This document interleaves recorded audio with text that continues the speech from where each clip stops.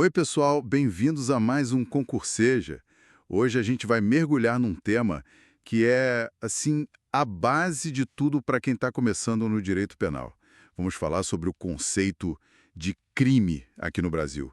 É essencial entender isso bem direitinho, porque, né, saber o que a lei de fato considera como crime afeta demais a segurança jurídica, a aplicação da lei no dia a dia. Ok? Então, vamos começar a desvendar isso aí. Com certeza, é um tema central mesmo, e é interessante porque não tem uma resposta única, sabe? Existem várias formas de olhar para a palavra crime. Mas, claro, para nós do direito, o que importa é a análise jurídica, que tem que ser bem objetiva, né? Sempre com base na lei para garantir aquela segurança e justiça que você falou. Perfeito. E a doutrina costuma trazer três conceitos principais, né? O material, o formal e o analítico. Poderia começar explicando um pouco sobre o conceito material? Ele parece mais focado no impacto da ação, é isso? Isso, exato. O conceito material vai olhar para a essência da coisa. Ele se preocupa com a lesão ou o perigo concreto de lesão, que a conduta causa um bem jurídico. E não é qualquer bem, são aqueles que a sociedade considera super importantes, sabe? Tipo a vida, o patrimônio, a liberdade, a honra.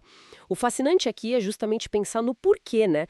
Por que esses bens e não outros merecem essa proteção máxima do direito penal? Que, vale lembrar, deve ser sempre a última ratio, o último recurso. Isso tem tudo a ver com o princípio da intervenção mínima. Entendi. Quer dizer, ele olha para o conteúdo, para o dano social que aquela ação causa.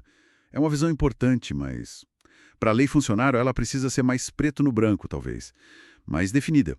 Aí que entra o conceito formal. Lei penal diz que é crime. Ponto. E para isso, ela estabelece uma pena específica. É a aplicação direta do princípio da legalidade, que está lá no artigo 1º do Código Penal. Aquele famoso não há crime sem lei anterior que o defina, nem pena sem prévia cominação legal. Não dá para fugir disso. Uhum. Inclusive, a nossa lei de introdução ao Código Penal faz uma distinção importante, baseada justamente na pena prevista. Ela separa crime de contravenção penal. Se a pena for de reclusão ou detenção, a gente está falando de crime. Agora, se for prisão simples ou só multa, aí é contravenção penal. Por isso dizemos que nosso sistema é binário, né? Crime ou contravenção. Tá. Então o conceito formal liga direto com a letra da lei. Definiu, previu pena, é crime ou contravenção.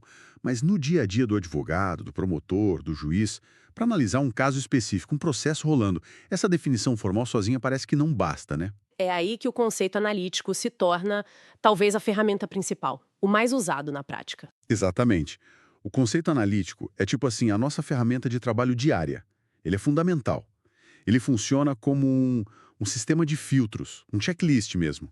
Ele vai decompor a ideia de crime em partes menores, em elementos essenciais. E todos esses elementos precisam estar presentes, acumulados, sabe? Senão, não tem crime.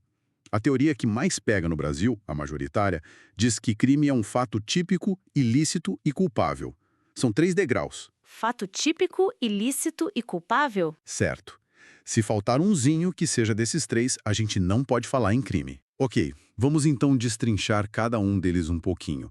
O fato típico. O que isso significa, na real? Vamos lá. Fato típico é quando a conduta que a pessoa praticou no mundo real se encaixa perfeitamente, como uma luva mesmo, na descrição que está lá na lei penal, no tipo penal. A gente chama isso de tipicidade formal. A forma bateu com a descrição da lei. Como uma peça de quebra-cabeça. Isso, perfeito. Mas não é só isso. Hoje em dia, a gente exige também a chamada tipicidade material. Não basta um encaixe formal. A conduta tem que ter, de fato, causado uma lesão relevante ou pelo menos um perigo concreto e significativo para o bem jurídico que a lei queria proteger. Aqui entra outro princípio importante, o da ofensividade. A conduta tem que ofender o bem jurídico de verdade. Ah, interessante. Então não é só a forma, tem que ter um conteúdo de dano real. Exatamente. E um exemplo claríssimo disso, que todo estudante de direito ouve falar, é o princípio da insignificância, ou bagatela. O Supremo Tribunal Federal, o STF, aplica bastante. Às vezes, a pessoa furta algo de valor muito, muito pequeno, formalmente encaixa no crime de furto, né? Mas o STF pode dizer, olha, essa lesão ao patrimônio foi tão mínima, tão insignificante, que não justifica usar todo o peso do direito penal. Aí ele afasta a tipicidade material.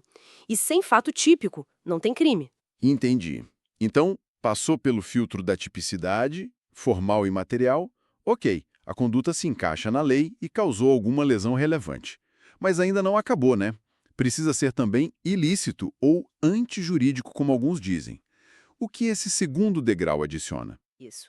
A ilicitude ou antijuridicidade significa que aquele fato, que já é típico, também é contrário a todo o nosso sistema de leis, a todo o ordenamento jurídico. A regra geral é: se o fato é típico, presume-se que ele também seja ilícito. É o normal. Uma presunção, então. É uma presunção relativa, porque a própria lei pode criar exceções.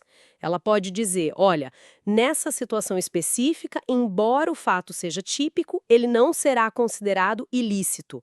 São as famosas causas excludentes de ilicitude ou justificantes. Elas estão lá no artigo 23 do Código Penal, que são a legítima defesa, o estado de necessidade, o estrito cumprimento do dever legal e o exercício regular de direito. Aquelas que a gente vê bastante em filme, né? Legítima defesa. Pois é.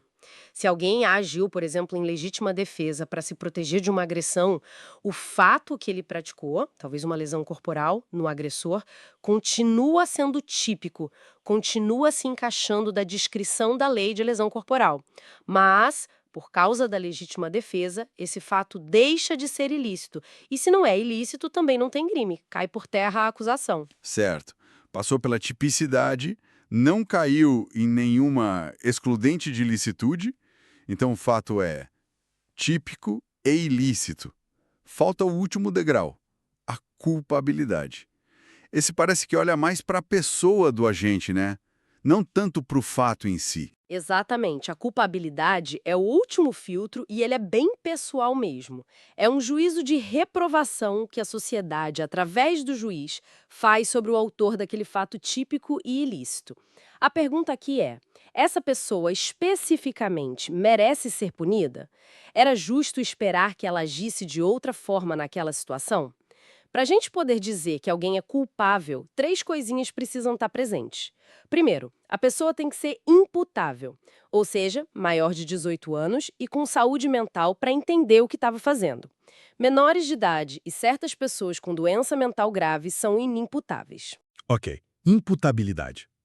E os outros dois? Segundo, a pessoa precisava ter pelo menos a possibilidade de saber que aquilo que ela estava fazendo era errado, era ilícito. É o que chamamos de potencial consciência da ilicitude. Ninguém pode alegar que não conhece a lei, mas em casos muito específicos, muito raros, pode acontecer de a pessoa não ter como saber que agia contra o direito. E terceiro, e talvez o mais complexo, é a exigibilidade de conduta diversa.